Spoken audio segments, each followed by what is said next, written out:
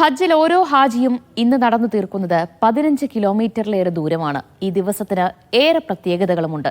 അകവും പുറവും ഒരുപോലെ ഉടഞ്ഞാണ് ഓരോ ഹാജിയും മിനായിലെ തമ്പുകളിൽ തിരികെ എത്തുക. ബലിപെരുന്നാൾ ദിനമായ ഇന്ന് ഓരോ ഹാജിയും ചെയ്തു തീർത്ത കർമ്മങ്ങളിലൂടെയുള്ള യാത്ര കാണാം.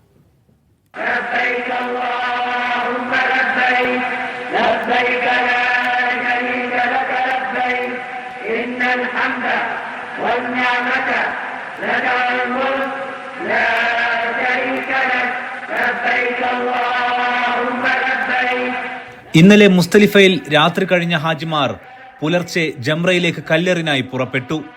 ജംറത്തുൽ അഖബയിൽ ജീവിതത്തിലെ പൈശാചിക ചിന്തകളെയാണ് ഹാജിമാർ കല്ലെറിഞ്ഞോടിക്കുന്നത്.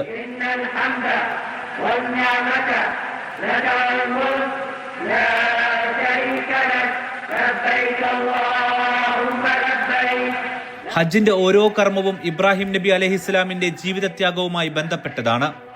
കൂടെയുള്ളതിനെയെല്ലാം റബ്ബിന്റെ ഹുബിനു വേണ്ടി വിട്ടൊഴിഞ്ഞ പ്രവാചക പ്രമുഖൻ. അദ്ദേഹത്തിന്റെ ത്യാഗം പരീക്ഷിക്കാൻ മാത്രമുള്ളതായിരുന്നു മകൻ ഇസ്മായിൽ അലൈഹിസ്സലാമിനെ ബലി നൽകാനുള്ള കൽപ്പന.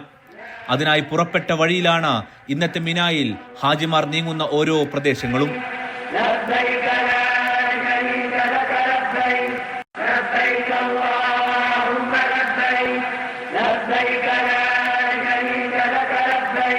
നബിയെ പിന്തിരിപ്പിക്കാൻ മുമ്പെല്ലാത്തിലും എന്നതുപോലെ പിശാചെത്തുന്നു.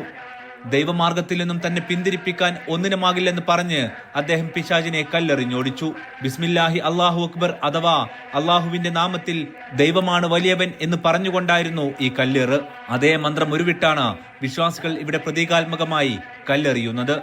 പിന്നാലെ സംഭവിക്കുന്നത് അള്ളാഹുവിന്റെ കൽപ്പനയാണ്.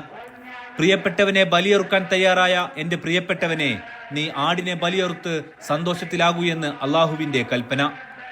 ഇതിനാൽ കല്ലേർ കർമ്മത്തിൽ വിശ്വാസികൾ ചെയ്യുന്നതും ഇതേ മന്ത്രമാണ്.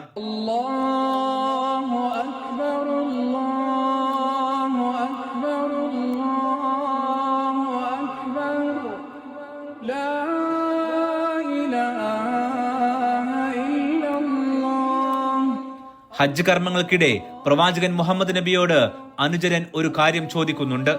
കല്ലേർ കർമ്മത്തിനായി വലിയ കല്ല് വേണോ എന്നതായിരുന്നു അത്. അതിനോട് നിങ്ങൾ അതിരു കവിയരുതെന്നായിരുന്നു പ്രവാചകന്റെ മറുപടി.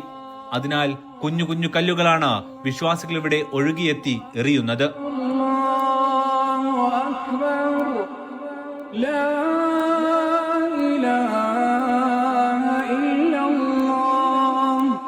ഈ കല്ലേറ് കർമ്മത്തിലൂടെ കളയുന്നത് പലതാണ്. ഞാൻ എന്ന ഭാവം, അള്ളാഹുവിന് കീഴ്പ്പെടാൻ തയ്യാറല്ലാത്ത ജീവിതം, ജീവിതത്തിലെ പൈശാചിക ചിന്തകൾ. ഏറെ കഴിഞ്ഞ് വിശ്വാസികൾ ഇവിടെ നിന്നും പ്രാർത്ഥിക്കുന്നു, റബ്ബേ, നിനക്കായി മാത്രം ഞാനിതാ സമർപ്പിച്ചിരിക്കുന്നു എന്ന്.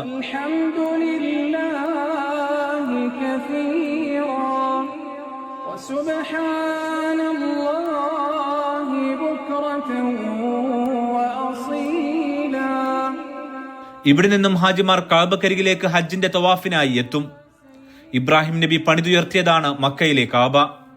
ഇവിടെ കാബയെ അള്ളാഹുവിനായി വലയം ചെയ്യുന്നു. ഇബ്രാഹിം നബിയുടെ ഭാര്യ ഹാജറ ബീവി ഭർത്താവ് ദൈവനിർദ്ദേശപ്രകാരം നീങ്ങിയപ്പോൾ കുഞ്ഞിന് വെള്ളത്തിനായി ഓടിയതാണ് സഫ മർവ കുന്നുകൾ. അവയ്ക്കിടയിലൂടെ വിശ്വാസികൾ ആ ഓർമ്മകളുമായി ഓടുന്നു. ഇതാണ് സഫ മർവ പ്രയാണം. സ്ത്രീകൾക്ക് ഇവിടെ ഓട്ടം നിർബന്ധമില്ല. ഹാജറ ബീവിയുടെ ഓട്ടം സ്ത്രീകൾക്കുള്ളതായിരുന്നല്ലോ.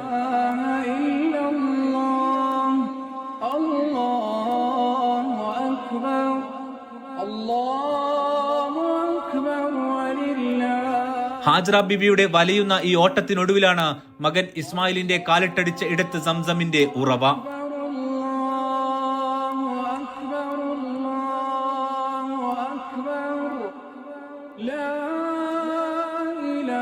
ആയിരക്കണക്കിന് വർഷങ്ങൾക്ക് ശേഷം ഇന്നും വറ്റാത്ത സംസം.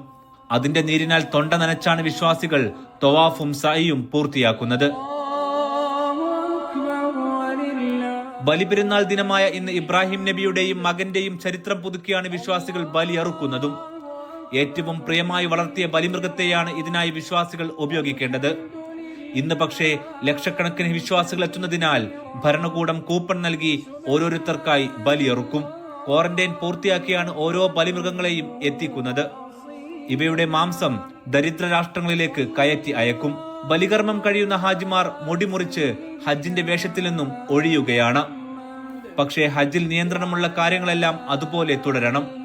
ഇന്ന് ഏതാണ്ട് 15 കിലോമീറ്ററിലേറെ ദൂരമാണ് ഹാജിമാർ ഈ കർമ്മങ്ങൾ ഓരോന്നും പൂർത്തിയാക്കാനായി നടന്നു തീർക്കുന്നത്. ഹജ്ജ് ഒരു തീർത്ഥാടകനെ മാറ്റിയെടുക്കുന്നത് ഇങ്ങനെയെല്ലാമാണ്. മിനായിലെ തമ്പൂരിലേക്ക് തിരികെ എത്തുന്ന ഓരോ ഹാജിയുടെയും ഉള്ള് ദൈവത്തിനു വേണ്ടി പൊള്ളലേറ്റവൻ്റേതാണ്. ഇബ്രാഹിം നബിയുടെ ത്യാഗത്തിലൂടെയാണ് ഹജ്ജിന്റെ ഓരോ കർമ്മങ്ങളും ഇങ്ങനെ പൂർത്തിയാകുന്നത്. മിനായിൽ നിന്നും സാബിത് സലീമിനൊപ്പം അഫ്താബുർ റഹ്മാൻ, മീഡിയ 1.